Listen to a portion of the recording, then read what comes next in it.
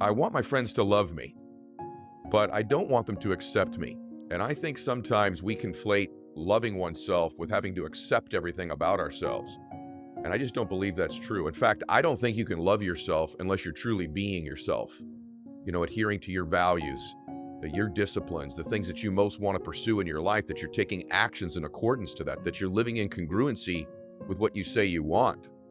And so there's a difference between loving somebody and accepting them. My great friends, I tell them all the time, I love you, I believe in you, but I don't want them to accept all my stuff. I want them to expect of me better than I'm doing. I want them to believe in me and love me so much that they see the version of me I could be, that I'm capable of becoming.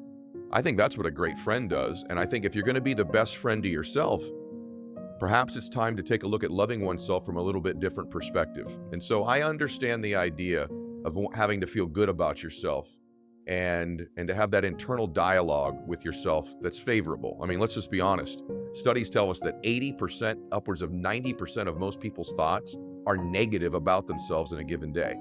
Isn't that an incredible number?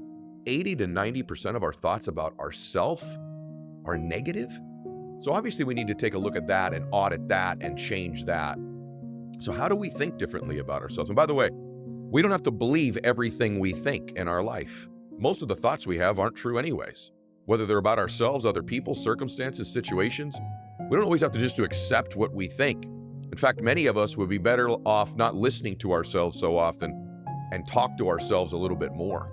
Speak truth to ourselves. Speak power to ourselves. Speak faith to ourselves. Speak peace to ourselves. And so here's my version of self-love for today's topic. And there are other aspects of self-love that I'm going to cover today, but this is the piece everybody's missing. It's like, just love yourself as you are. Well, would you want to do that with your children? Just anything, you love them, but are you going to accept everything they do? Should there be no improvement, no behavior change, no growth? I think with most people we love, we also expect something from them in terms of the values they live up to, their performance. I love both my children very much, but when they're not living up to their capacity, when they're not living up to what they're capable of, or just behaving in a way that doesn't serve them, our family, or other people, I want to make sure they know that that's not acceptable. And so the day that I realized, write this down, the day that I realized that discipline is one of the purest forms of self-love, that when you discipline yourself, you're truly loving yourself. When you discipline another person, you're discipling to them, you're loving them. Even in the Bible, Jesus rebuked the apostles when he needed to. Discipline gives me the confidence that I need to forge ahead in life. And so I want you to begin to consider, is there an element of self-love or a large element of self-love that requires discipline? And like I said, I want my friends to love me, but I don't want them to accept me all the time. And I want to love myself, but part of loving myself is not accepting all of my stories, not accepting all of my behavior. I mean, here's what self-love really is. It's a state of appreciation for oneself that grows from the actions we take that support our physical, psychological, and spiritual growth. Self-love means having a high regard for your own well-being and happiness, and having a high enough regard for yourself that you want to treat yourself physically, emotionally, spiritually in a way that you're worthy of, and not accept from yourself behavior that's less than that.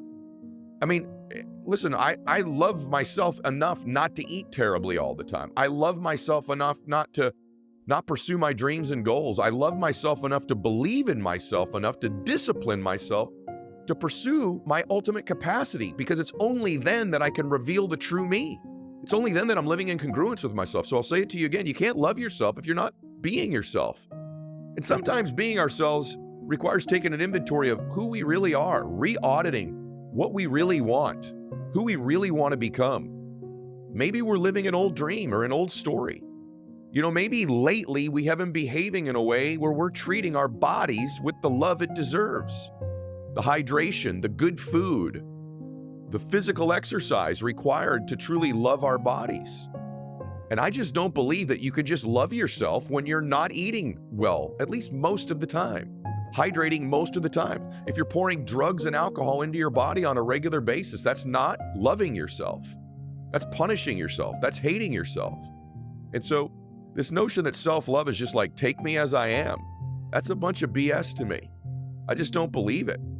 And the notion that you should just continue to treat yourself poorly and just accept it. It's not what I want out of my friends. It's not what I expect out of myself. It's not what I want from my children. It's not from anybody that I love. Is that true? In fact, I think true love is being willing to speak truth to somebody. You know, the higher you climb in life, it's harder to find real friends because everybody starts to yes you all the time. You have a lot of yes people around you. And I know the people in my life that really love me, they'll tell me the truth about me. Hey, Ed, that's BS. Or, hey, man, come on, you're better than that. Or cut that out. Or whatever it might be. When my friends do that at this stage of my life, those are the ones who really love me, that speak truth to me. And so the first thing I would just say is being mindful. The second thing you do is you take actions based on need rather than want. Take actions based on need rather than want. By staying focused on what you need, you turn away from automatic behavior patterns that tend to get you into trouble, that keep you stuck in the past. Really, they lessen self-love when you have patterns and behaviors and habits that don't serve you.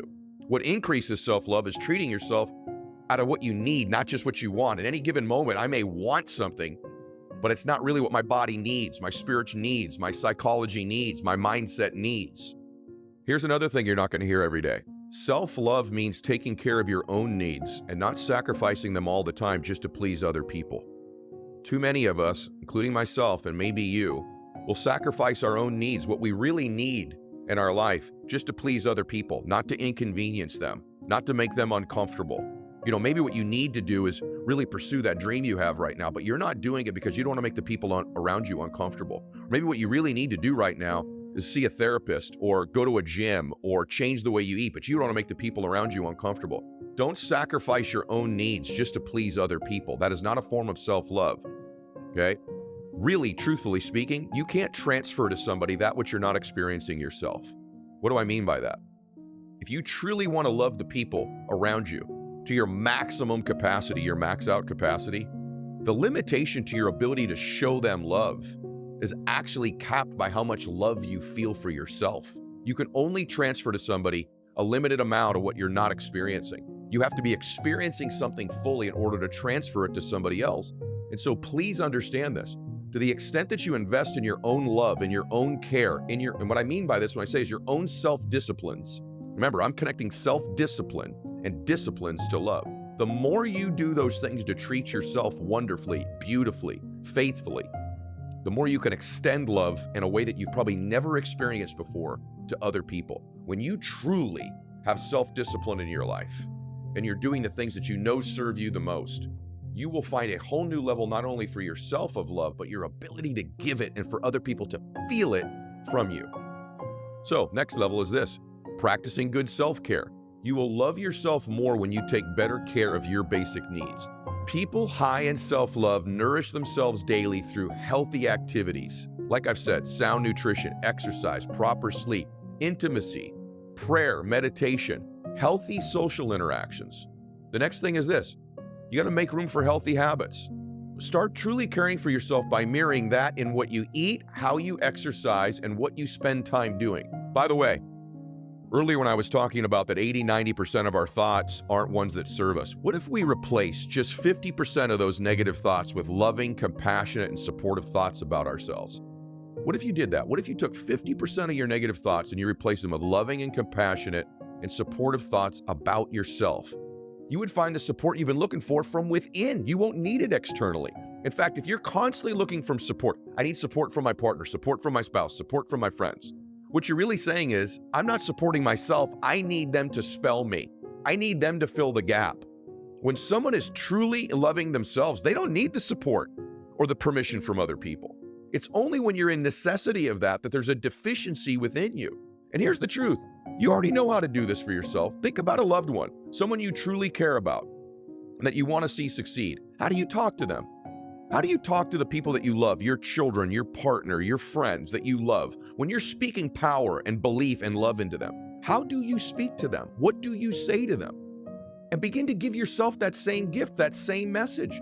So many of us that lack self-love are incredible about giving it to other people. And by the way, you think you're great at it, but like I said earlier, it's limited by how much you can feel yourself. And so what you think oftentimes, here's what good people think. I'm being selfish when I work on myself. I'm being selfish. I'm bragging when I tell myself I'm built for this, or that God made me as an image in his image and likeness, or that I can do something awesome with my life. I'm bragging. I'm brash. I'm putting myself in front of other people. But the truth is, you can't pour from an empty cup. You have to begin to fill your own cup with the words you speak to yourself and the actions you take about yourself. You can't just tell yourself great things and not take any of the actions. Why? Because then you lose self-confidence. If you don't keep the promises you make to yourself, you begin not to trust you. And so it's not just enough to, I'm amazing, I'm amazing, I'm amazing. You're going to have to take the actions to validate it, to prove it. But once you start speaking truth to yourself, like you speak to your friends, and then you begin to act in congruence with that, your self-confidence explodes, your self-love explodes, your self-worth explodes. So I think what I'm saying so far is there's a lot to be said for the way you speak to yourself and the actions you take to truly create self-love and to feel self-confidence at the same time. Let me ask you this. When a loved one's struggling and in need of support, would you kick them when they're down, or would you extend a helping hand? You know exactly what you would do. Yet in our own selves, we kick ourselves when we're down. Here I go again. I always do this. I always make mistakes. I knew I was faking it. We let the imposter syndrome come in, and the thoughts start stacking in our heads about that we're not legit and we're not real, and you always knew it was going to go back to what you're worth. And so when you're most down oftentimes is when you beat yourself up the most. And you know who needs you the most during those times? You. What I would say to you lastly, before we get into some really powerful stuff here, is here's the truth. How would God speak to you?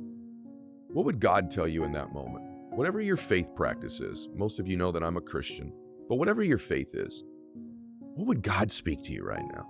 I remember when I first adopted my faith, someone said to me, I'd had Max and Bella many years later, and said, can you imagine, Ed, how much you love Max and Bella? Those are my children. That God loves you even more. God loves you even more than that. It was hard for me to get my head around that, but it's true. And so what would God say to you when you're down, right? Are you open to listening to that voice? And then when you do, you've truly started to love yourself. You've truly started to give yourself the gift between your faith practices, the way you speak to yourself, the actions you take. By the way, when a loved one makes a mistake, do you tell them how terrible of a person they are? Or do you give them credit for their intentions? Do you give them another chance? You got to give yourself the same gift. Remember this, we really can't truly love others when we're not loving ourselves.